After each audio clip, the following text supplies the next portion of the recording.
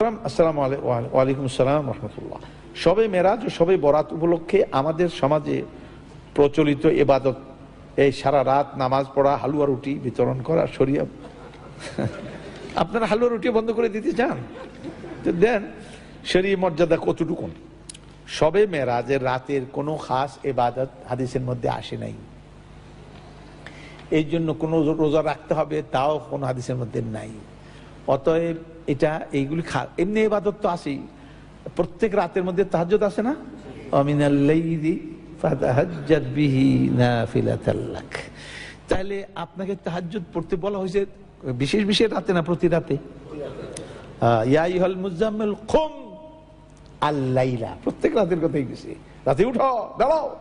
সুতরাং আপনি ওইগুলি করলেই তো আপনার সবে মেরাজ সব আসে যাচ্ছে, এর মধ্যে কোনো কিছু বাদ থাকছে না। কিন্তু এই জন্য আলাদা কোনো যদি ইবাদত করা হবে সেটা হবে বেদআহ। সেটা কি? বেদআহ। নতুন ইবাদত আছে, এগুলি করবেন। যেগুলি যেগুলি বলা হয়েছে এগুলি করেই তো কুল পাবেন না, আপনি আবার বানান কেন? আপনাকে যেগুলি এগুলি কি আপনি করেন ঠিক মতো? এগুলি করেন না, এগুলি করে দেখেন আপনার বেদাতের দিকে মনই যাবে না। বেদাত করে ওরা যারা আসলগুলি বাদ দেয়, কথা বুঝতে পারছেন? যারা এক নম্বর করে না তারা দুই নম্বর তালাশ করে, কথা বুঝতে পারছেন?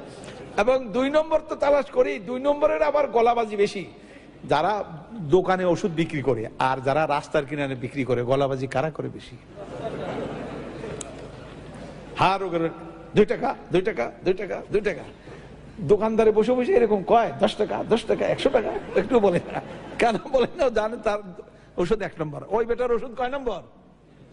চোরের মার বড় গলা, এই বেদাতের বড় গলা, এগুলি বেশি অনুষ্ঠান করবে, করবে লোকদেরকে না। এমনি ভাবে পরবর্তী প্রশ্ন হলো শবে বরাত। শবে বরাত বলতে কোনো এরকম বরাত নাই। বরাত শবে বরাত শরীয়তে কোনো পরিবেশই নেই। এটা আমাদের মকসুদুল মুমিনিন একটা বই আছে, আমাদের দেশের কিতাব। এটা একটা আরেকটা কিতাব আছে নিয়ামুল কোরআন। এই টাইপের কিছু কিতাব আছে, এদের নিজস্ব পরিভাষা।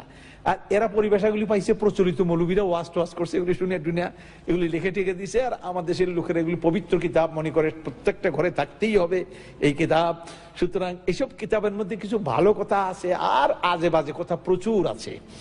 সুতরাং একদিন টেলিভিশনে, আপনি মজার কথা শুনে নেন, টেলিভিশনে প্রশ্ন উত্তরে লাইভ অনুষ্ঠানে একজনে আমাকে প্রশ্ন করলো যে অমুক ওজিফার কিতাবটা সম্পর্কে আপনি কি বললেন?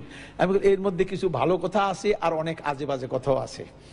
প্রোগ্রাম যখন শেষ হয়ে গেছে, ওই কিতাব যেই লাইব্রেরি থেকে প্রচার করে, ওই লাইব্রেরির মালিক আমার টেলিফোন করছে, কয় এই নম্বরটা কি জাফরি হুজুরের নাম্বার? আমি বলি হ। কয় যে অমুকের পুত, তুই এটা কি কইস? আমি খুব হাসলাম, আমি কাঁদলাম না, আমি বললাম মিসকিন, এই লোকটা মিসকিন। কারণ জ্ঞানকে সে গ্রহণ করলো না। জ্ঞানকে গ্রহণ না করে সে অন্ধকারই কি করে, এটাকে সেই হালুয়া রুটি, অন্ধকারে হালুয়া রুটি খাইতে সে আমার উল্টা গালি দিল। আচ্ছা, আমার কাছে মজা লাগলো, এই গালি কি নবী সাল্লাল্লাহু আলাইহি ওয়াসাল্লামকে দেওয়া হয়নি? দেওয়া হয়েছিল নাকি? দেওয়া হয়নি। সুতরাং আমার গালি দেওয়াতে ভালোই লাগলো আমার কাছে। এরপর আবার একদিন করছে, কয় বেটা তুই মরবি না, মরিয়া দেখ, তুই ওজিফার বিরুদ্ধে কথা কইছস, তুইও কবরে যাবি, তার দেখবি।